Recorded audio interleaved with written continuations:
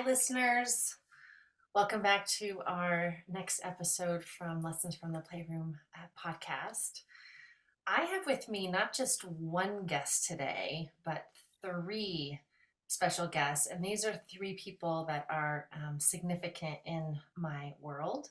And I have invited them to participate in a conversation that I think is really important for us as therapists to be reflecting on, because it's a phenomenon that it just happens. And what I'm talking about is when it seems like our clients are mirroring our work back to us, or when it's like, why do we get the certain clients that we get? Like, is it really random? I'm going to propose not. We're going to have a conversation about that. So let me introduce these three special guests that I have, and then we're going to get going. What's also really lovely is that these three guests are also representing different parts of the globe as well. So I have with me Mili Shoemaker. So Mili, I've known Mili. I don't even know how long it was. 13 years, 14 years, very, very long time. So Mili is joining us from Argentina at the moment. She's an international cross-cultural therapist and supervisor. She is SPT trained. She's an SPT supervisor and consultant. She also is trained in EMDR, Gestalt and Family Constellation Therapy as well.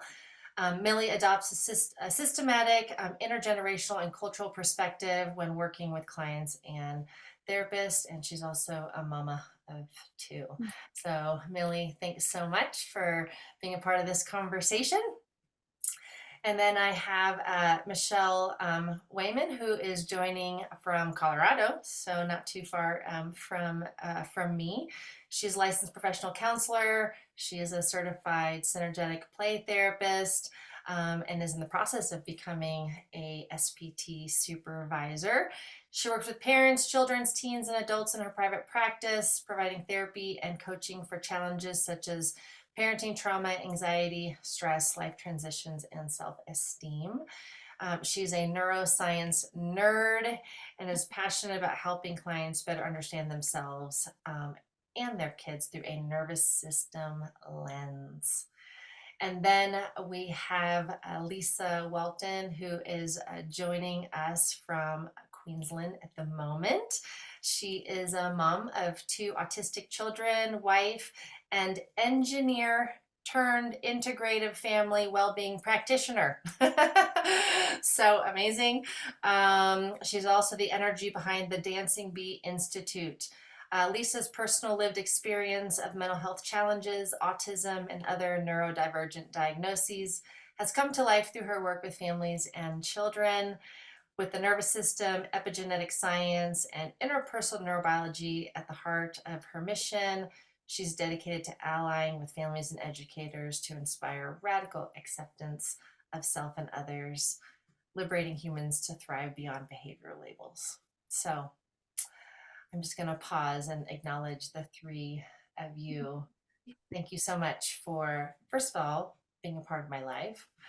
Second, for joining me in this conversation so that we can help other play practitioners, other clinicians, other parents, other individuals on the planet get curious about why they attract the little ones that they attract to into their world. So I said in the introduction that it seems to me that this is a thing. So that's where I want to open it up. And I'm actually going to start off with you, Mili. And where I want to start in the conversation is like, first of all, do you agree that this is a thing? And if so, why? Like, what do you think's going on? Why do we get the clients that we get? Well, you know my answer because you've been my supervisor for many years. So the answer is yes, I do believe that is a thing. And I've been thinking about the why, like why is it, right, that our clients invite us to connect with parts of ourselves. And I truly believe that everyone in this planet, so every human being, at least from my perspective, I see them as a mirror. They invite me to connect with parts of myself. But when we're talking about clients, I can truly track my whole personal process through the clients that I work with over the years. And I think it's a thing because that's how we evolve. That's how we grow as therapists. Many therapists, I supervise many therapists that are unaware of this. This is kind of like, I think of the idea of the setup in SPT. The setup is always there. Either if you're aware or not, doesn't matter. This is the same thing from my perspective. I feel that our mirrors are always there. The point here is, do we want, or can we connect with that information and then take ownership and do what we need to do to be in relationship with those mirrors? So I don't know if I'm answering the why. That's my take on this. Yeah. Michelle, anything that you want to add into that? Yeah, I think for me, the why is that the frustrating and cool thing is that our brains are relentlessly committed to helping us move toward our own growth and healing. And so we cannot avoid and get away from the things that bother us, frustrate us, upset us, because there's always that invitation to move closer and lean in. And that shows up in, like Mili was saying, everybody that we encounter being a mirror. And if you're a therapist, it shows up in your work with clients. And so I have found, before I knew this, there were certain types of clients that I just was like, why am I getting them? I would like to get these people off my caseload. I would like to not take these clients. And despite my best efforts to say, like, I'm not going to take this type of client anymore, they would continue to like secretly infiltrate my practice. And then I'm dealing with the same types of things. So it's a super important process that our brains do this mirroring and reflecting back to us, because they're usually wounded parts from either our current situation or current past, or even like long ago past. My experience is sometimes really old wounded parts show up for me and other people. And it's just an invitation to get curious and see what can we do about this to become closer to ourselves and help heal some of those old wounds. Yeah, Lisa, anything else that you want to add there? Yeah, I love this question. And I love how it really prompted me to go into that place of self-reflection. What comes up for me is that I think that our unconscious does such a great job of protecting us. And as clinicians, when we're so in it with our clients, we're so in our businesses, sometimes I think those clients come to us because it's almost like a gift. It's like an opportunity from the universe saying, hey, here's an opportunity, a moment to self-reflect, and I think that we attract them when we're ready. So I think that there's an energetic transfer or exchange happening at some level, because I think timing's always spot on. As much as we might initially resist, the offering, as you say, the setup is always there, and it's an invitation to choose. Am I ready? Do I want this next level of healing? And it actually got me thinking about that first part of the process when we have a new client and they come in and they test us. And I actually wonder whether that test is not just them asking us, are you going to be you? Can I be me? Is this process going to be authentic? But it's actually a question to us, an invitation. Are you going to come on this healing journey with me? And I love that. Yeah, I really love that. Well, and then to just deepen what you just said, not only as the child, like, are you going to come with me? But like, are you going to go on the journey within you in order to come on the journey with me, right? Like, are you going to wrap your arms around your littles, Yeah. Yeah, absolutely. Because when I am prepared to go there for myself, then I find that when I'm in relationship with my clients, their work deepens. Yeah. So I love how the three of you are pointing out that one reason why this phenomenon can show up is that there's something in us that is being called to put attention towards, you know. I'm curious if any of you have also experienced this phenomenon when you are all of a sudden super curious about a particular behavior or a particular dynamic, and you also attract it when you're in a high focused level of learning. So, you know, maybe it is connected still back, right, with something from our history. And I'm only asking because I've noticed that too, where the mirror is almost like I'm like totally focused on reading about X, Y, and Z, you know, like maybe I remember this when I first started to really dive into, you know, the label of OCD. And then whew, the next like wave of kids that, you know, like came in my door was seemingly someone or a child with some pattern that you could put under that umbrella. And it's almost like a moment where I was also drawing in, hey, Lisa, learn about this. Hey, Lisa, get really good at observing this behavioral pattern. Hey, Lisa, get curious about this particular symptom because this is your next edge, or this is your next learning, or this is the next like puzzle you're trying to put together. Did any of you have experiences of that? Yeah, I'm seeing you all nod your head. So, Mili. Something that came to mind was a personal experience. Many years ago, I was struggling with getting pregnant. So I attracted a lot of women that were struggling with fertility. So my first reaction to that was, oh, like, this is the universe telling me I'm not going to get pregnant, right? Like my first reaction to that was, why am I attracting lots of women that are struggling with fertility and other women that never had kids and they were grieving not having kids?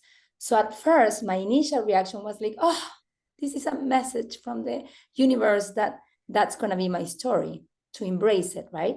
So I totally like just follow what I was attracting, but I was very curious about it. And then after that wave of adult clients, I attracted a lot of kids that were in foster care and kids that they were going through adoption. And this was very interesting because that was an opportunity for me to get curious about that. I was working with moms that they were helping families and they were foster children. And I worked with moms that they adopted kids. So I said, why not? That could be a possibility for me. So that was my mirror, like to open up my heart and my eyes to other possibilities. And that was my story. After those years, I was a foster mom. I fostered 2 beautiful babies for over a year. And then I became pregnant. But what I love about this idea of a mirror, that the mirror is not only something that is uncomfortable, something that you're fighting against. It's just something that I haven't learned how to be in relationship with yet. Something that I haven't learned how to love, how to integrate, and how to trust the unknown. Like I feel that in that moment for me, my clients truly show me the way. Thanks to the clients that I had, I contacted a specific place in Colorado that helped me to be a foster parent. So not only, right, like I was able to be in relationship with those parts of myself, but also they opened me up to other possibilities around how to be a mom. So I think of that time in my life, I could not be more grateful for those mirrors. I love this. We just added a whole other dimension, right? Reflecting back something in our history to be integrated, forcing us to focus on learning a particular pattern or something, and then opening up just a new way of thinking and a new possibility of how things can be, right? I love this, right? So many reasons why our clients show up, and I love how we're also talking about, and the timing is not random either. here's a question for all of you that I imagine one of our listeners is probably thinking, yeah, but this is not the place for our stuff. Like, Mm. like you're all just sitting here talking about like countertransference. And like, hold on, like we got to keep our stuff at bay. And isn't this somehow like maybe not great for the client that, hey, we've got this unresolved stuff? So let's talk about that. What do you all think about that? And Michelle, you want to kick this one off? Sure. Yeah, I mean, I think this is what is taught in a lot of counseling programs and in grad school, and I think it's just an old pattern of teaching that is meant to, I think, protect clients and us as therapists from getting too involved. I think there's a place where you can go too far and now you're spinning in whatever the chaos in the story is with your client. But recognizing that countertransference is going to happen, you can't get away from it. And instead of trying to avoid it and get away from it, looking at it as a useful tool and a lot of data and information and an offering that's given to let me as a therapist lean in closer and go, okay, what's going on in this for me? What can that tell me about what's going on in this for my client? And by getting closer to it for myself, I can help them get closer to it too. And I've had a lot of experiences where this has happened. And I think for me, all of this started when I found synergetic play therapy. I was like, oh, I have permission to be in this. And all of a sudden I just feel my body relax into it and go, it's okay for me to be in this journey too. Because the language that you use, Lisa, is having that 1 foot in and 1 foot out. Super important when it comes to countertransference. Yeah. Lisa, I want to Yeah, add. and I love that permission that you talk about, Michelle, because that was certainly my experience. I came to SBT from, a life coaching background, and certainly in that field, we're taught not to bring our stuff in. It's all about the client in front of us. But I think it's something that is an inherent and natural part of the process. And so it's serving a purpose, and, taking that next step deeper from what you've spoken about, Michelle, is actually essential for the co-regulation part of the relationship. And it allows us to actually be in that activation with the person in front of us. And yes, when we recognize that there's a part of ourselves in there that's also revolving and being invited to heal, we have an opportunity to experience that and also model that regulation for ourselves that we can then mirror back to the client to offer them a different template. Yeah, Lisa, as you're talking, I'm curious, do you have an example that you can share of like when you were sitting in front of a pretty big mirror, and or a loud mirror, probably not big, probably more like in a little body, right? But a loud mirror, and you recognized it, and then what it was like for you to be aware of it and hold your client at the same time, and what that did for you and for your client. Yeah, it's interesting because I have one client that comes to mind for this. And we've now moved to a telehealth arrangement since I've moved up to Queensland. But when we were working face to face in the playroom, there would be a pattern and a theme of hyperactivation.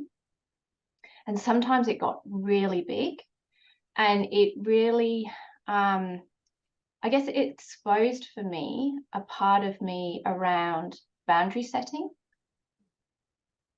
And at first that the experience of having that mirror, it's hard to label the feeling, but it wasn't shock, but it was like an awakening, a deep realization. So sometimes I think that mirror can feel quite confronting. And I remember automatically going into a place of self-criticism and the shoulds and all those kinds of things. And as I've continued to work with this client, the relationship has evolved in such a way that he's asking me to move towards that. And the more that I move towards that, the more he moves through his process.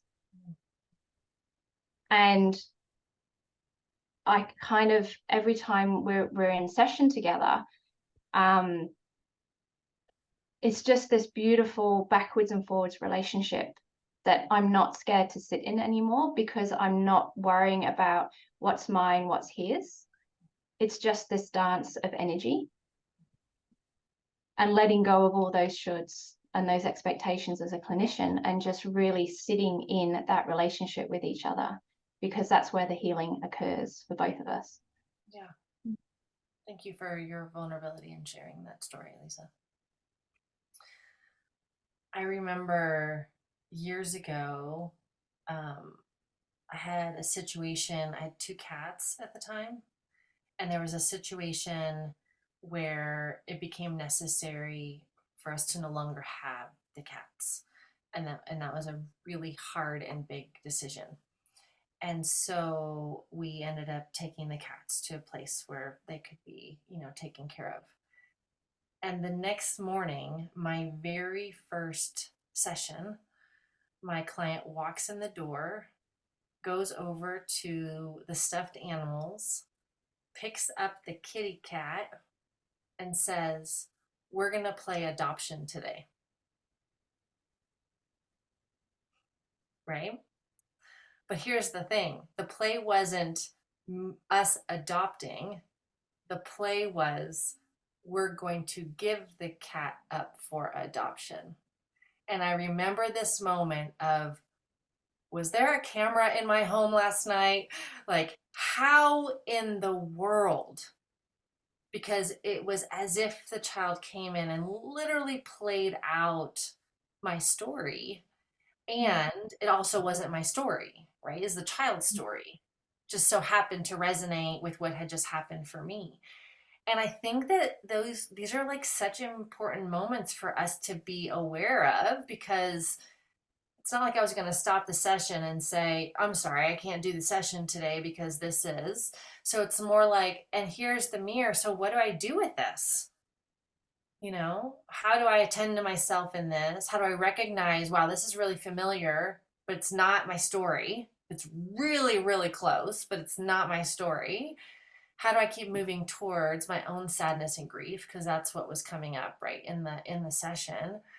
Or how do I set a boundary, but not to end the session or to stop what needs to be processed, but how do I set a boundary in a way where I'm just redirecting the expression of the play so that it's not so close to home, so to speak, so that I can still stay in relationship, like with myself and with my client. And I don't find that piece happens in a lot of counseling training. Like, how do we what do we do in those moments when and there it is, like, there it is. Mm-hmm. I'm curious if there are more stories that we can share, just to keep highlighting this. Yeah, Michelle. Yeah, there's a big one that comes to mind for me. And it was actually across a few years, but then kind of manifested with one particular client. I had always kind of joked before I had my private practice that I was so excited to be able to finally work for myself, because then I could market myself, and I needed to find a way basically to say, I will work with kids up until they're 9 years old, and then again once they're 13. And so just kind of like eliminate that like preteen age. It always felt super awkward and uncomfortable for me, because they felt too young to do like more conversational talk therapy, and they felt too old to do imaginary pretend play. And I typically am more non-directive in play, but whenever I had a preteen in front of me, I was always going toward directive. And so that was kind of a clue for me.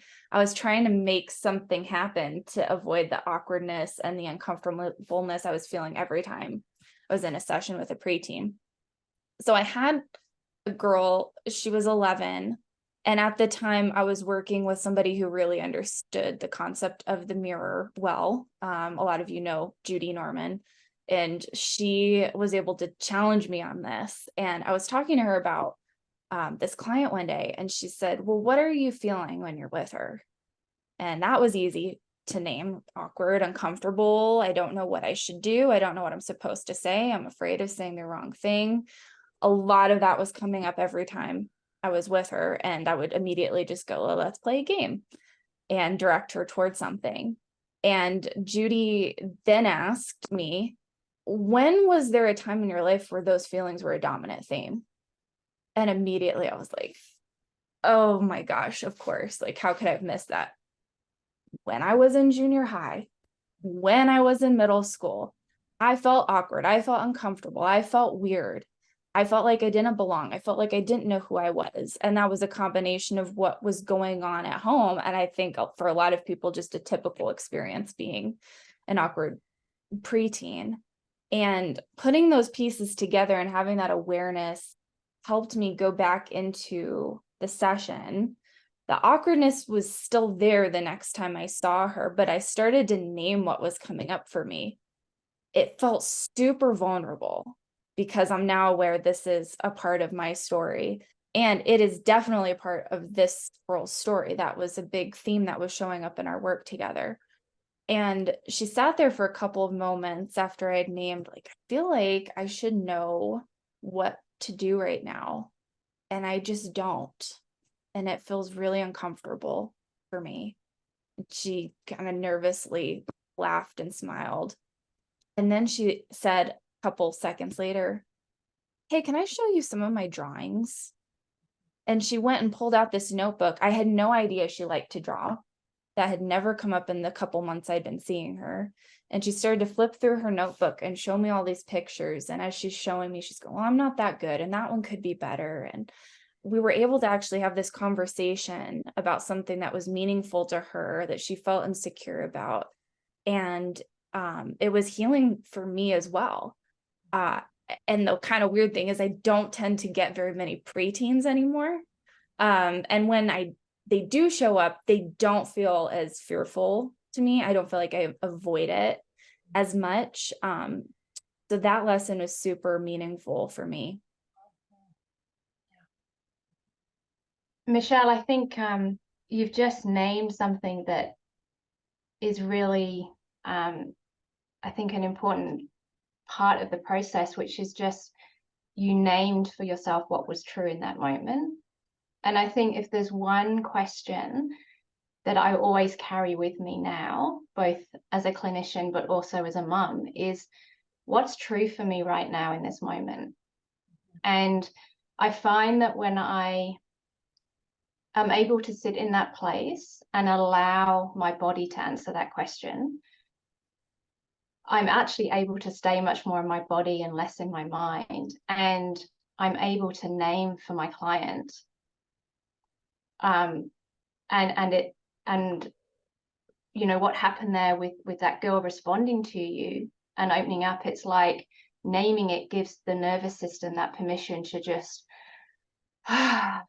just go down, and suddenly she has more capacity. And I see that in my clients as well, when I'm able to sit in that space and just answer what's true for me right now, that authenticity is that invitation for the nervous system to collectively drop.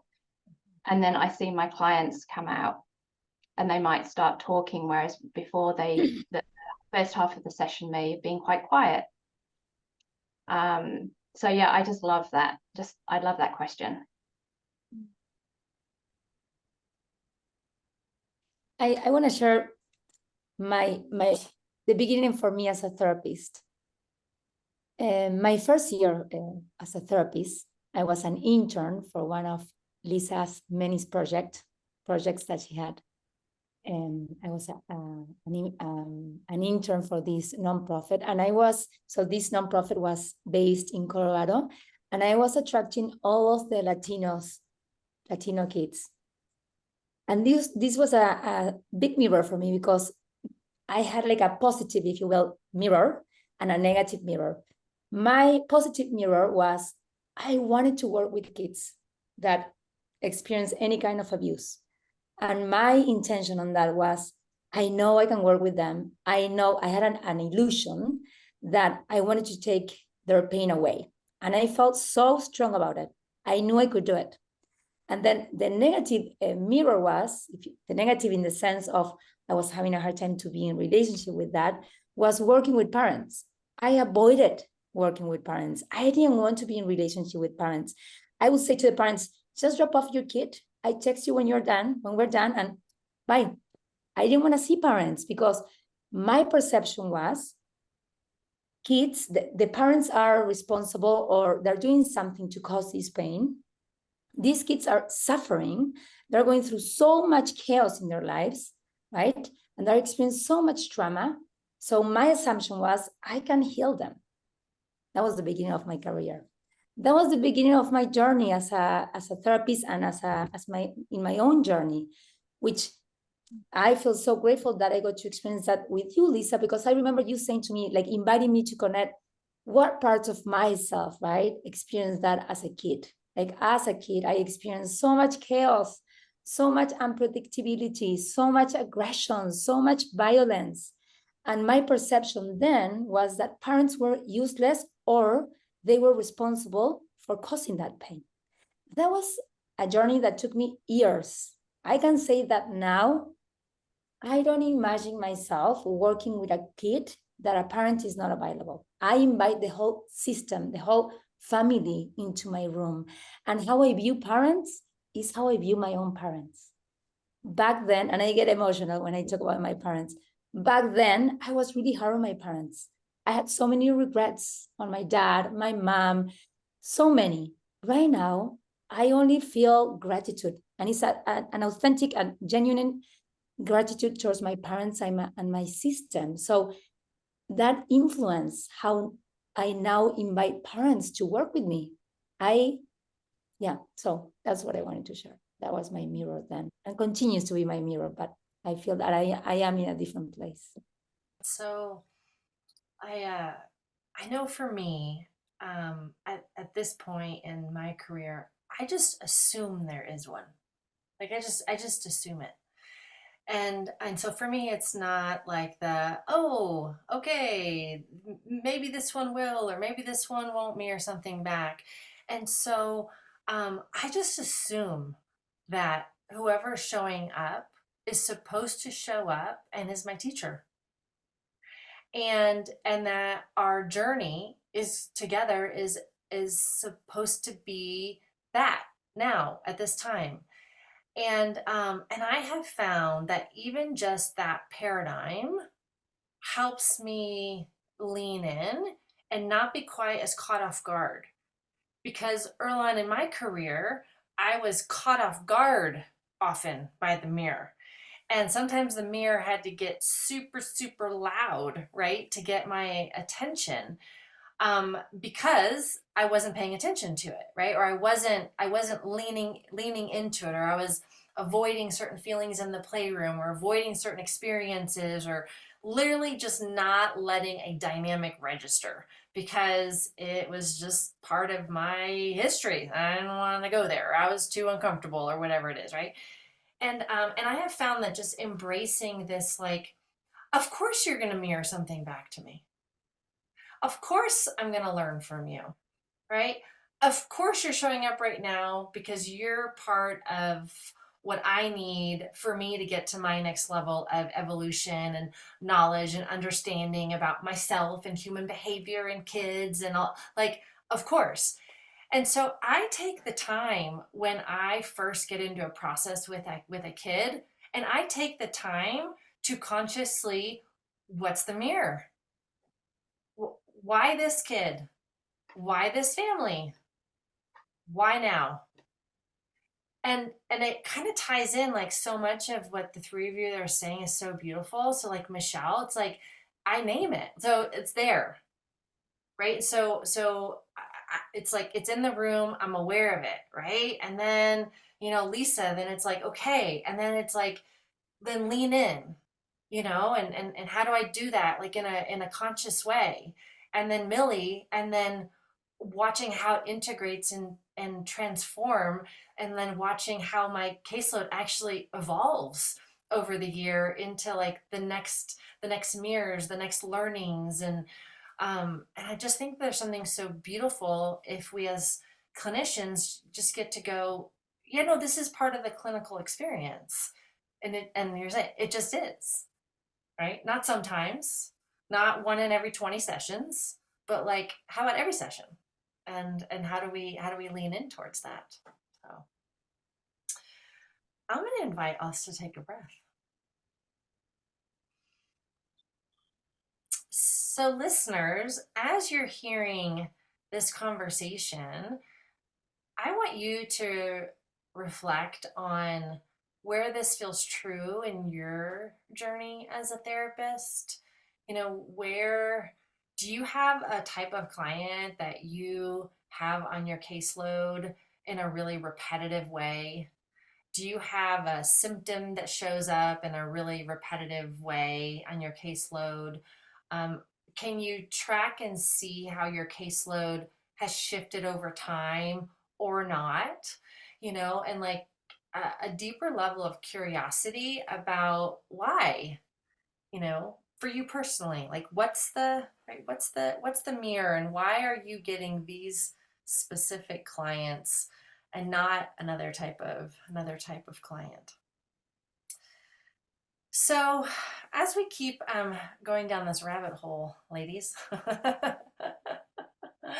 what else feels really important to name when we're talking about this concept of why do we get the clients that we need? Michelle. I was just gonna say, and I think what you just said, Lisa, about just assuming there's a mirror when you're working with somebody is really important, because I think the awareness is such a key piece, because the faster that I can become aware that something's happening, the faster I can act on it, make choices, and decide what I want to do with it. And so I think if you just assume it's there, that makes your awareness time really, really small.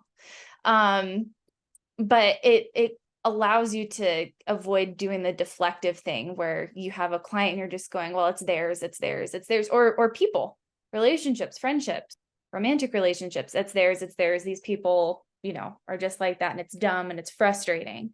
To actually, this is ours. This is shared. We get to be in this together.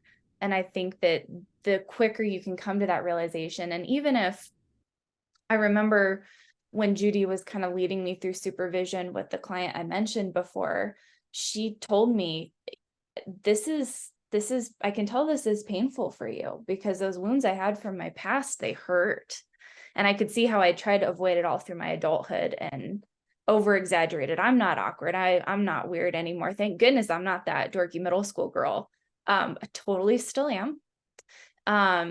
But she had also given me permission that it's okay if, now having that awareness, I'm not ready to do all this deep work on it and move closer to it. I can make note of it and come back to it later. And that's what I did. I did a little bit of work, but I realized I didn't have the emotional capacity or energy because of other things that were happening in my life to do a deep dive.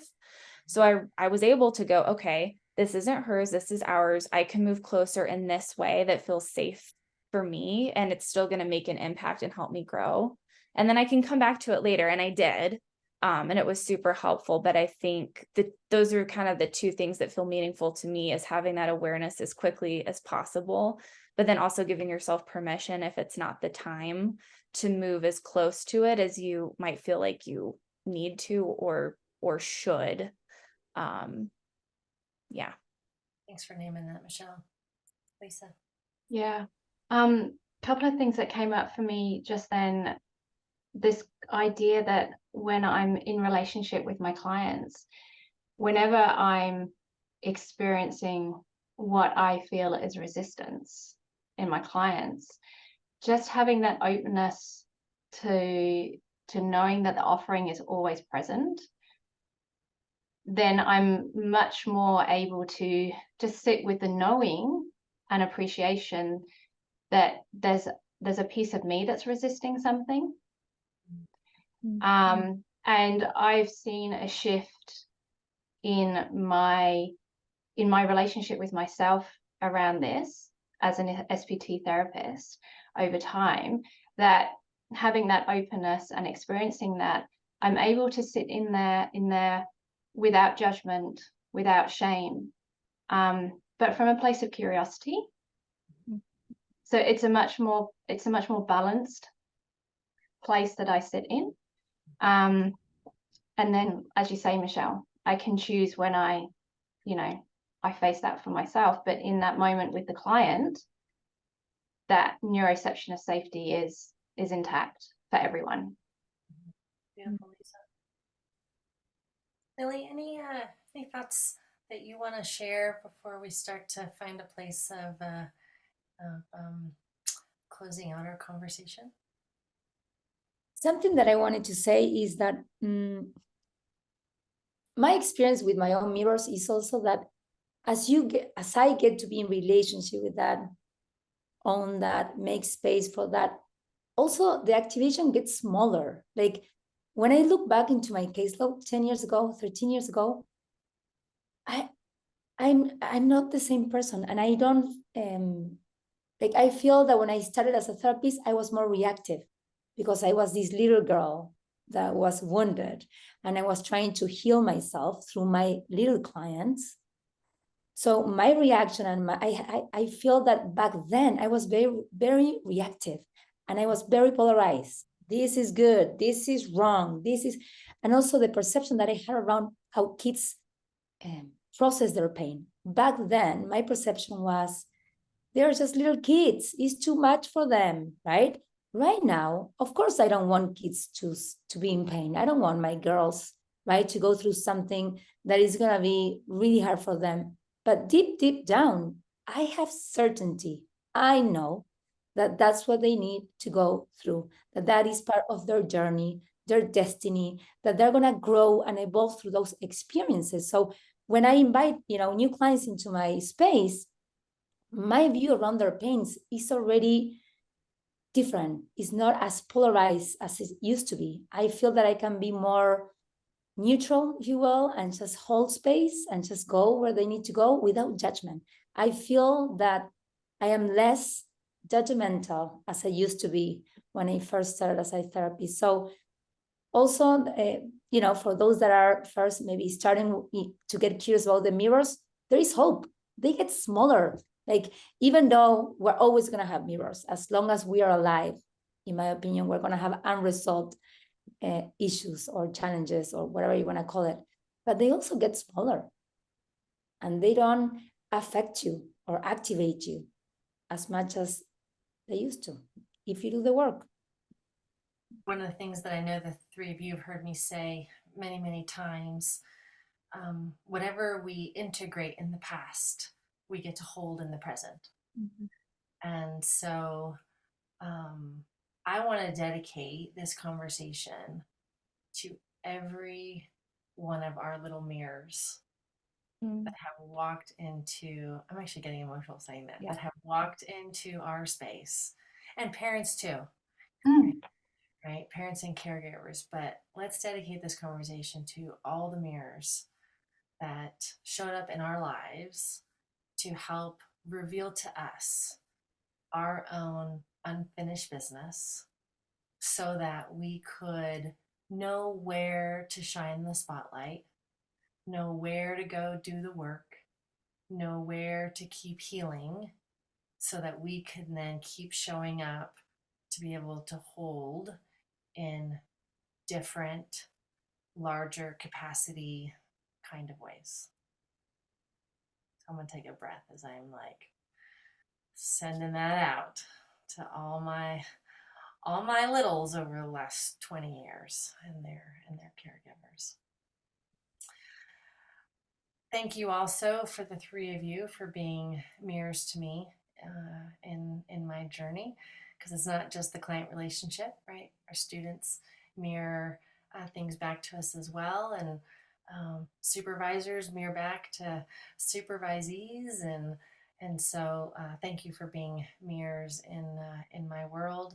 And listeners, I know that there's this idea of a mirror where you see, but it's not a visual thing.